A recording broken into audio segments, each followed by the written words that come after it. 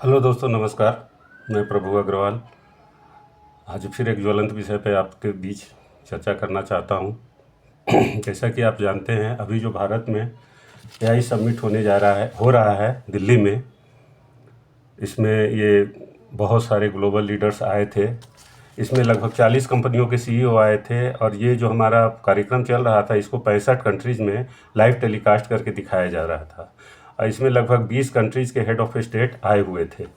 मतलब एक बहुत ही बड़ा अंतर्राष्ट्रीय एक आयोजन था, जिसका कि मुख्य उद्देश्य था भारत में एआई सेक्टर में, इंफ्रास्ट्रक्चर सेक्टर में ज़्यादा से ज़्यादा निवेश करना, ज़्यादा से ज़्यादा निवेश हमको आना लाने के लिए। 2025 में दोस्तों एआई सेक्टर में भारत का कुल विदेशी निवेश मात्र 1.3 अरब डॉलर थी। पर अभी दिल्ली में चल रहे जो ग्लोबल समिट एआई इंफ्रास्ट्रक्चर और डाटा सेंटर डेवलपमेंट के लिए लगभग 250 अरब डॉलर के लिए निवेश का प्रस्ताव मिल चुका है।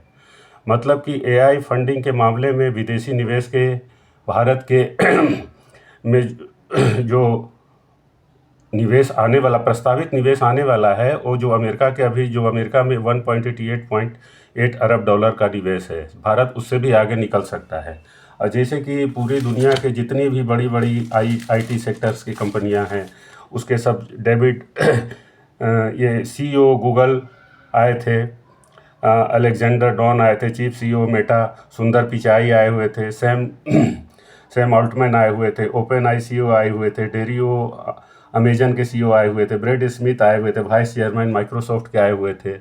उसके अलावा लगभग 40 कंट्रीज़ के हेड ऑफ स्टेट्स आए हुए थे, जिसमें मैक्रो भी थे, फ्रांस के जो राष्ट्रपति हैं, और ऋषि सुनक वगैरह आए हुए थे, और भी बहुत से राष्ट्रपति। इतने लोग आए हुए थे कि इस सम्मेलन में सारे लोगों का नाम बताना या याद करना मुश्किल है।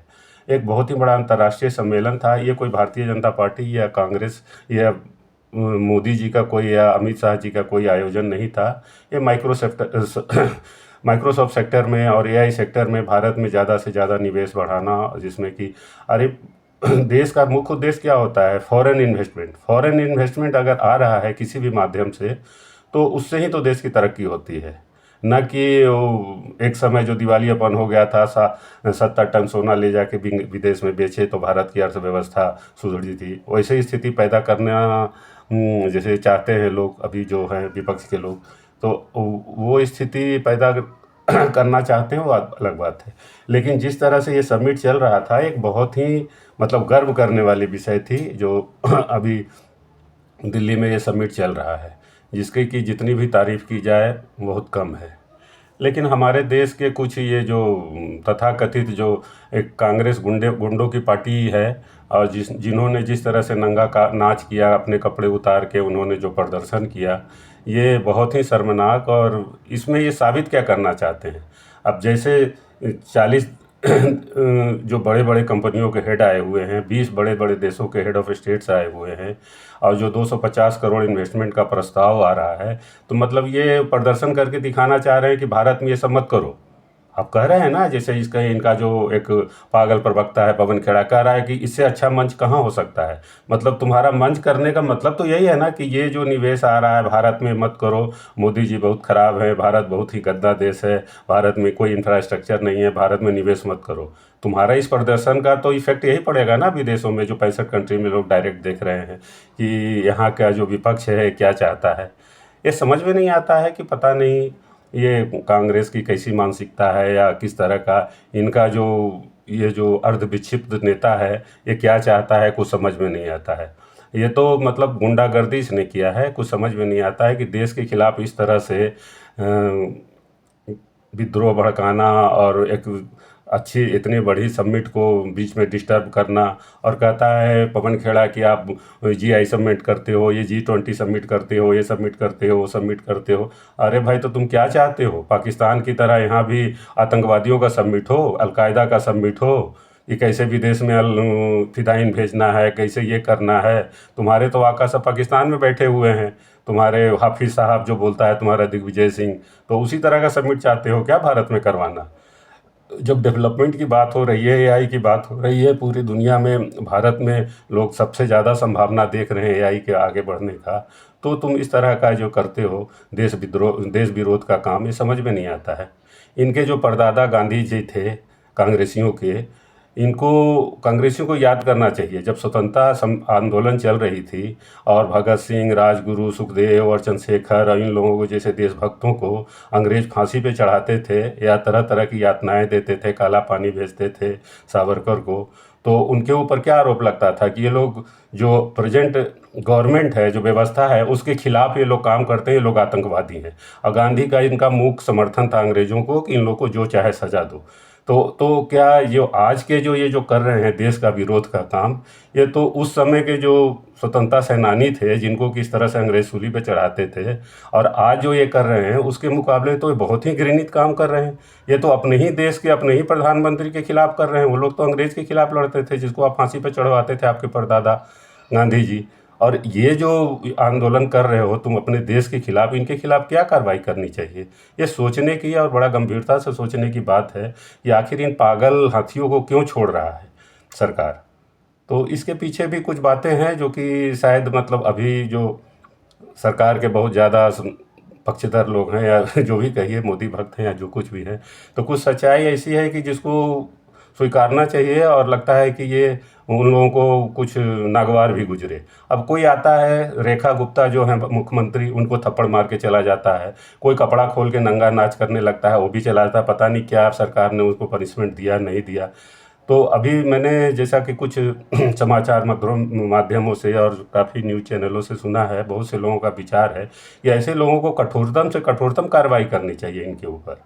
इनको 3rd डिग्री टॉर्चर करके इनसे पूछना चाहिए कि आखिर में तुम जो ये जो घृणित काम, ये जो नंगा नाच किए तुम पूरे दुनिया के सामने, इसका असली उद्देश्य क्या है और कौन तुम्हारे पीछे है?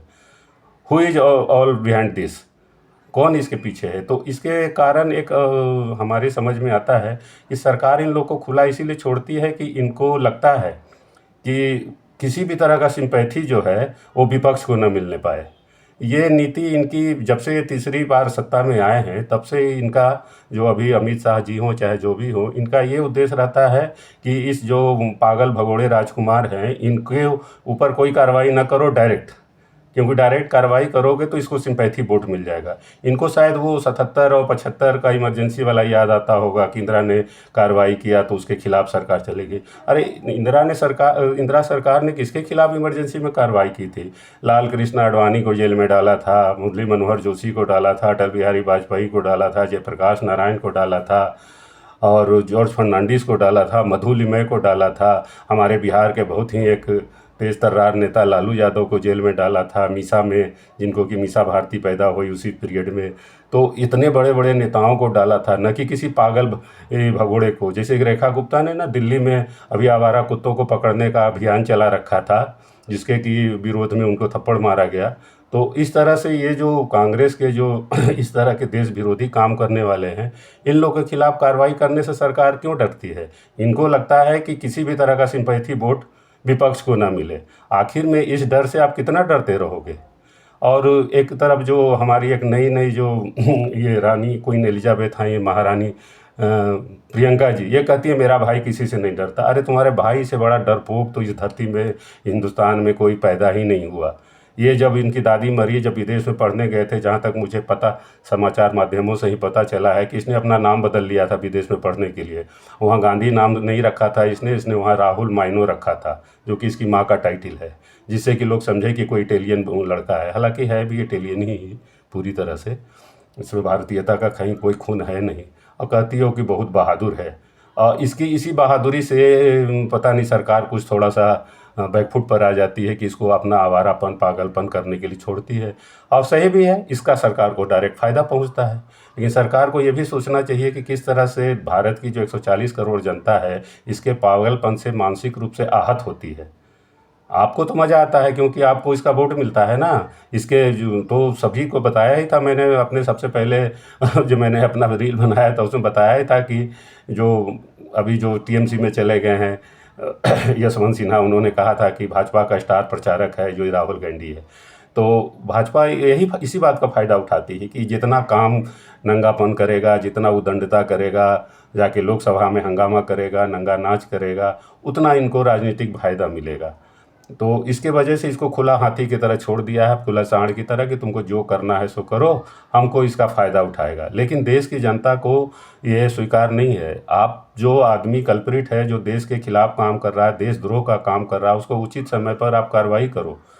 ये राजनीति यही कहती है और चाणक्य नीति यही कहती है। इस तरह से पागल को ज़्यादा छूट देना देश के लिए बहुत ही घातक है। आज जिस तरह से इसने अभी ये कार्रवाई की है, जैसा भी अपने पागल गुंडों के सहारे जिसने एआई समिट को भी विध्वंस करने का या उसको अपमानित करने का या उसमें डिस्टर्बेंस पैदा करने का जो एक कोशिश किया है, कल ये और किसी बड़े मंच पर ये काम कर सकता है। अब इसका पवन खेड़ा कहता है कि इससे अच्छा मंच क्या हो सकता था हमारे लिए। अरे भाई, इससे अच्छा मंच तो तुम्हारे लिए सही में कुछ नहीं हो सकता था। तुम्हारे पागलपन दिखाने का, पूरा दुनिया के सामने अपना जो उद्देश्य है कि भारत को बदनाम करना है और भारत में कितना भी तरह का नुकसान पैदा कर सकते हैं उसको, कभी कहता है ये India's economy is dead economy, कभी कुछ कोई कुछ बोल दिया उसको लेके, एक बच्चे की तरह एक कागज़ लेके, ये लेके, कोई किताब लेके, कोई टुकड़ा लेके, इधर से उधर, कभी भगवान का फ़ोटो चिपका के। बड़ा विचित्र स्थिति है। सबसे मज़ेदार बात है कि जो देश के जो, हाँ, कांग्रेस के जो कुछ बचे खुचे बुद्धिजीवी है, सब इसके पीछे अपना चेहरा छुपा लेते हैं, कुछ नहीं बोलते हैं। हालांकि इन्होंने तो, शशि थरूर जी ने तो बोला है कि एआई समिट की काफ़ी उन्होंने तारीफ़ की है। यहाँ तक कि अखिलेश यादव ने भी इसका जो शर्ट और कपड़े उतार के जो प्रदर्शन हुआ, अखिलेश यादव ने भी उसका विरोध किया है। मनोज झा जो हैं राजद के, उन्होंने भी विरोध किया है। मायावती ने तो खुल के काफ़ी कुछ कहा है इस कांग्रेसियों के बारे में। वो तो शुरू से कांग्रेसियों को कभी उसने नहीं लगाया, ना कभी उसके साथ कोई समझौता किया। तो मायावती भी बड़ा मुखर होकर इसके खिलाफ बोली है। तो इन लोगों को, अब मुझे तो लगता है कि ये कांग्रेस जो है कहीं अपने आप जो है कहीं ख़त्म होने के लिए या अपना गड्ढा खोद रही है, कहीं अपना समापन या अंतिम संस्कार करने की तो तैयारी नहीं कर रही है। ये सोच रही है कि हम जिस जैन जी को मोदी के खिलाफ हमला करवा देंगे और शेख हसीना की तरह उनको क्या, जहाँ वो रहते हैं दिल्ली से, उनको वहाँ से भगा देंगे और ये करवा देंगे कहीं कोई जैन जी का ऐसा सिरफिरा नेता अगर सचमुच में भारत जो देशभक्त हो पैदा हो जाए तो इनको घर में नज़रबंद कर देगा। प्रियंका और राहुल को घर से निकलना बंद कर देगा अगर 1-2 लाख आदमी इसके घर को, इसको अंदर बंद करके नज़रबंद कर दें, क्योंकि पागल सांड क्या से क्या कुछ कर सकता है। खैर, देश की जनता को तो देश को तो कुछ होने वाला नहीं है। जनता को जो मानसिक टॉर्चर ये पहुंचा है, और देश जो जिस तरह से तरक्की कर रही है आगे करते ही जाएगी। अच्छा, इन लोगों ने कुछ जो है भविष्यवक्ता भी छोड़ रखा है। ये जो जेनजी वाले जो सब, ये सब जो अर्बन नक्सल जो हैं, ये कुछ जो भविष्यवक्ता छोड़ दिए हैं कि मार्च में तख्ता पलट हो जाएगा, ये हो जाएगा, देश के किसी बड़े नेता को भारी नुकसान होगा। ये सब आप देखेंगे तो आपके दिमाग में ये बैठेगा कि अच्छा, ये तो भविष्य में लिखा हुआ है कि हाँ, भारत का ये सरकार जो है गिरने वाली है। ये सब कुछ नहीं है, ये सब सिर्फ एक अफवाह है जो कि इनके द्वारा फैलाया गया है। जैसे अमेरिकी कंपनियाँ जो हैं, हमारी जमी जमाई जो हमारी जो इंडस्ट्रीज है, अमूल दूध और क्या क्या, इस सब के खिलाफ जो प्रचार करती है जिससे कि उनका प्रोडक्ट बिके, उसी तरह से ये सब भविष्यवक्ता भी हैं। ये चाहते हैं कि जो हमारी सरकार के खिलाफ लोगों में मानसिकता पैदा हो कि अरे ये तो लिखा गया है, भविष्य है, ऐसा है भारत का भविष्य। तो ये सबसे कुछ होने वाला नहीं है। अब या तो इनको कोई बहुत बड़े विद्रोह का सामना करना पड़ेगा, जो कि पहले तो सरकार के खिलाफ विद्रोह होता है, कभी विपक्ष के लिए विद्रोह किसी देश में हुआ नहीं है। लेकिन भारत में जिस तरह से ये देशभक्तों के दिल पर चोट पहुंचाते हैं राहुल गांधी और इनकी पार्टी, और जिस तरह से आहत करते हैं, कभी प्रधानमंत्री को गाली गलौज करते हैं, कभी कुछ करते हैं, इतना उटपटांग करते हैं, ये लग रहा है कि सरकार की सहनशीलता तो पार नहीं होगी, क्योंकि सरकार को उनकी आदत पड़ चुकी है और इनसे फ़ायदा होता है, सरकार को वोट बैंक उनका बढ़ता है। लेकिन देश की जनता का सहनशीलता जो है अब ख़त्म होते जा रही है। या तो इनकी पार्टी को ही नष्ट नाबूद करके इनके जितने कार्यालय देश में है सबों को लोग बंद करके उसके जो भी है उसको नष्ट भ्रष्ट कर देगी, या कुछ भी हो सकती है। तो मेरा कहने का और ये वीडियो बनाने का यही उद्देश्य था दोस्तों, कि ये जो घटनाएं कर रहे हैं, ये जो इनके पागल मत वाले हाथी हैं, ये अपनी विदाई की या अपने खात्मे की ओर खुद अपना गड्ढा खोद रहे हैं। और हो सकता है कि निकट भविष्य में ये हमेशा के लिए इनकी पार्टी जो है देश के नक्शे से ही मिट जाए। नमस्कार दोस्तों, धन्यवाद।